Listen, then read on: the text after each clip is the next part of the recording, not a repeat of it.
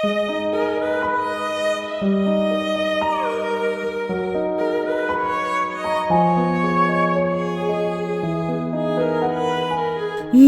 প্ৰিয় মানুহজনৰ শেষস্থলী জানো লেতেৰাকৈ চাই থাকিব পাৰি? প্ৰিয় গল্ডিৰ শেষ আশ্ৰয়স্থলীক জানো ধূলিময় কৰি ৰাখিব পাৰি? হয়তো নোৱাৰি। সেয়েহে স্বামীৰ শেষ শয়নস্থলীত উপস্থিত হৈ স্বামীৰ ফটোসমূহ চিকুনাই সযতনে ৰখাৰ প্ৰয়াস গৰিমা শইকীয়া গাৰ্গৰ। জুবিন ক্ষেত্ৰত চাকিবন্তি জ্বলাই প্ৰিয় গল্ডিক সোঁৱৰিলে পত্নী গৰিমাই। আজিৰে পৰা নৰূপত উদ্ভাসিত হ'ব সোণাপুৰৰ জুবিন ক্ষেত্ৰ। পৰিচৰ্যাৰ অভাৱত প্ৰাণৰ শিল্পী জুবিন গাৰ্গৰ সমাধি ক্ষেত্ৰ ধূলিৰে ধূসৰিত হৈ পৰিছিল। এক প্ৰদূষিত পৰিৱেশত আছিল জুবিন ক্ষেত্ৰ। কলকাতাৰ পৰা জুবিন ক্ষেত্ৰলৈ অহা এগৰাকী পৰ্যটকৰ ওচৰত লজ্জিত হৈ সামাজিক মাধ্যমত এইদৰে ক্ষোভ গুজাৰিছিল এজন কেব চালকে। মোৰ আজি অসমীয়া বুলি ক'বৰ কাৰণে লাজ লাগছি। ভাড়া এটা লৈ আহিছো, কলকাতাৰ মানুহ জুবিন ক্ষেত্ৰ চাব লৈ আহিছো, বুকিং কৰিছে লৈ আহিছো। লৈ আহি মানুহটোৱে কি কৈছে জানা? কৈছে ভাইটি কি জুবিন ক্ষেত্ৰ দেখোন অকল ধূলা ধূলা ধূলা।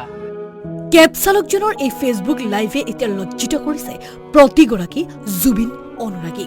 আৰু এই ভিডিঅ'ৰ পিছতে জুবিন ক্ষেত্ৰলৈ ওলাই আহিল সকলো। কদৰ্যময় অৱস্থাত থকা জুবিন ক্ষেত্ৰক পৰিষ্কাৰ কৰি নৰূপ দিয়াৰ যত্ন। জুবিন গাৰ্গ ফেন ক্লাবৰ আহ্বানত জুবিন ক্ষেত্ৰলৈ ওলাই আহিল অনুৰাগী তথা গুণমুগ্ধ।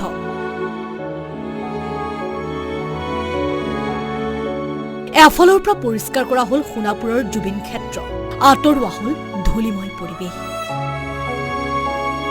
অনুৰাগীয়ে উপহাৰ হিচাপে দিয়া ফটো, কিতাপ, গছপুলি সকলো ধুই সযতনে ৰখাৰ চেষ্টা পত্নী গৰিমাৰ। প্ৰিয় গল্ডিক হেৰুৱাই শোকত ভাগি পৰা গৰিমাই স্বামীৰ ফটোসমূহ পৰিষ্কাৰ কৰি আকৌ এবাৰ যেন আৱেগিক হৈ পৰিল। আৱেগিক গৰিমাই ক'লে, জুবিন চৰকাৰ জনতা সকলোৰে আছিল। জুবিন ক্ষেত্ৰক পৰিষ্কাৰ কৰি ৰখাটো সকলোৰে দায়িত্ব। ইয়াত জুবিন গাৰ্গে জিৰণি লোৱা ঠাই, গতিকে এই ক্ষেত্ৰখন আমি খুব পৰিষ্কাৰভাৱে সুপৰিকল্পিতভাৱে সুন্দৰকৈ আমি ৰাখিব লাগিব। সকলোৰে আমাৰ সেইখিনি দায়িত্ব।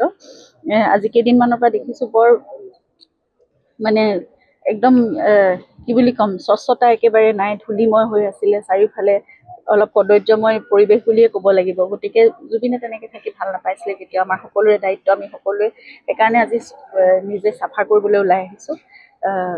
চাওঁ এতিয়া কিমানখিনি কি কৰিব পাৰোঁ। এটা দিনততো সদায় আৰু এদিন কৰিলেই নহ'ব, এইটো সকলোৱে আমি মিলি কৰি যাব লাগিব।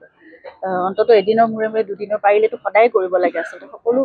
সমান্তৰালকৈ আকৌ এবাৰ জুবিন গাৰ্গৰ ন্যায়ৰ দাবী গৰিমাৰ। জুবিন গাৰ্গৰ ঘটনাৰ পানী নসৰকা তদন্ত হওক, দোষীয়ে জামিন নহয় শাস্তি পাওক। কথা এতিয়া জুবিন গাৰ্গৰ লগত 19 ছেপ্টেম্বৰ তাৰিখটো কি হৈছিলে কিন্তু আমি কোনেও এতিয়াও নাজানো ভালদৰে। গতিকে সেই কথাবোৰ সম্পূৰ্ণ বিচাৰ প্ৰক্ৰিয়া চলি আছে। সেইবোৰ একদম খুব পানী নসৰকাকৈ বিচাৰটো হওক, খুব স্পষ্ট হওক, সকলো কথা ওলাই পৰক, সকলো কথা ফাদিল হওক, দোষীয়ে শাস্তি পাওক। আৰু বিচাৰ প্ৰক্ৰিয়াটো একেবাৰে মানে যিমান চাফাকৈ হ'ব পাৰে তেনেকৈ হওক। কোনোৱে যাতে এতিয়াও জামিন পোৱাৰ কথা এইবোৰ এতিয়া তেওঁলোকে এইবোৰ যিখিনি অভিযুক্ত আছে সেইখিনিয়ে এতিয়া বেইল পিটিশ্যন দিছে, ডিschargeৰ পিটিশ্যন দিছে, কিবা কিবি কোৰ্টত চলি আছে।